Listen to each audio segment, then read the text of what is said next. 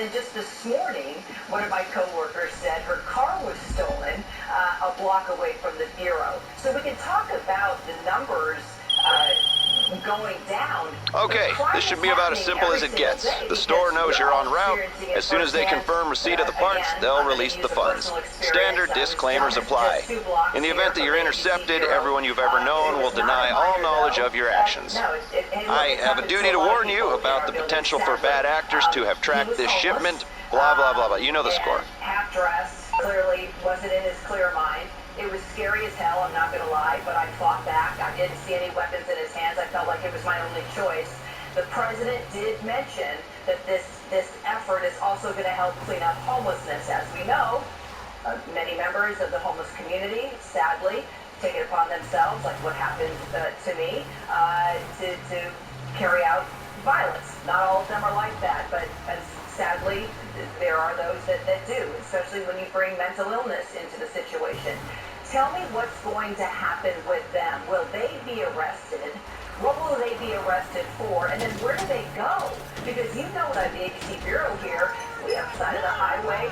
What do you do with those folks? You know, usually when watching ABC, what you expect is either losing brain cells because the TV was on, or you have some bland, talentless talking head simply feeding you the pre-approved Democrat line. But I guess we're entering a different era. Rate their track record on crime is, and usually you'd expect all these mainstream media talking heads to just parrot that talking point, but in this case, we got this lady scratching her head saying, wait, what?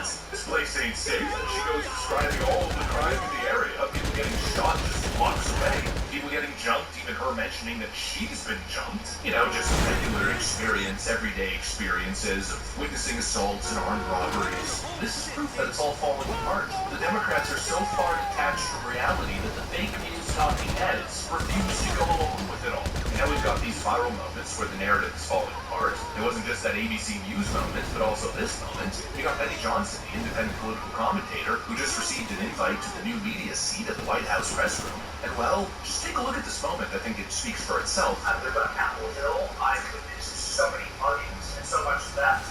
I lost track. I was carjacked. I have worked on my ring camera and mass shootings. I witnessed it all on my block at Elephant gunpoint for $20.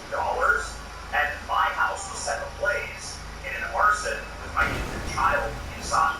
And so to any reporter that says and lies that DC is a safe place to live and work, let me just say this. I think they're infant child. So thank you for your work on securing this city. My question to you is this.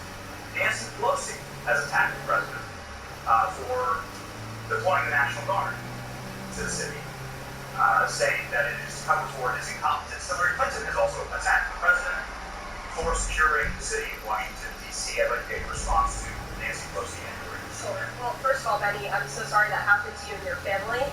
There have been, unfortunately, far too many victims of crime in this city, and I know the majority of residents in the District of Columbia agree with you, and I think it's despicable that Democrats cannot agree that we need more law and order in a city that has been ravaged by violence, crime, murders, property theft.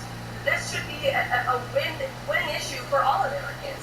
I don't understand, and it's just anything President Trump does, the Democrats want to disagree with. I think the president would love to work with Democrats on this issue to bring law and order to American cities, but unfortunately they have failed, and that's why he's taken this historic action to federalize the National Guard. And as you're seeing from last night's numbers, we already have seen success. We are removing violent offenders, we are arresting criminals, and we are removing drugs and firearms off of the streets of the city to make it safer for all of its residents. Not only does it speak for itself, but it speaks volumes. He tells us that he lived in D.C. for 15 years, and in his own experience living in D.C., he caught mass shootings on his ring camera, witnessed multiple violent crimes, had his house set on fire while his child was inside, and his child had to get rescued. Cars on his street were constantly being broken into. You know, we've got these people coming out with these laundry lists of why they fled this dangerous city. It's weird how everybody can acknowledge reality except for the blue anon people. And speaking of that, here's another resident giving her opinion on the whole ordeal. We need all the protection that we can get in the city because the city is really getting dangerous. A person like me at this age, I have to make sure to come home before sundown. It's really not complicated, folks. People are scared, people want law and order, and most importantly, people can see, people can analyze, they know the streets aren't safe, they know what the reality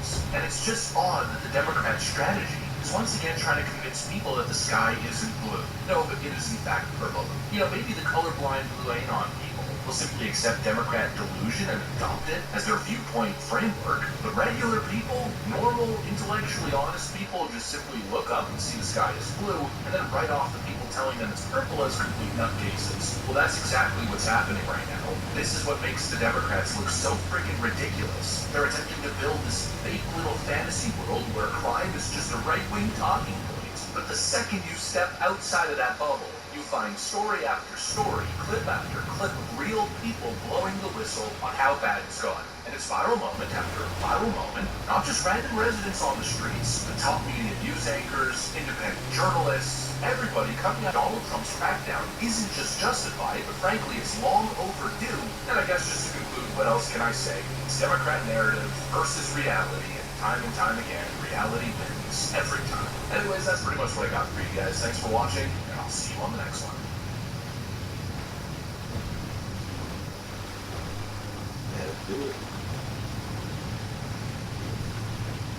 We're going to be essentially, quite frankly, this is going to be a beacon, and it's going to also serve as an example of what can be done. That's President Trump talking about a possible extension after a successful night one of his D.C. crime crackdown. National Guard troops taking to the streets patrolling neighborhoods of the nation's capital. No major incidents, but there were plenty of arrests. 43 folks were sent to the slammer Tuesday night alone. But guess what? Not everybody was a fan. D.C. Mayor Weazel hopped on a Zoom call to trash the crackdown. Watch. This is a time where community needs to jump in. And we all Your need dumb ass to up. You got a motherfucker that don't even know how to be a chief of police. to protect our city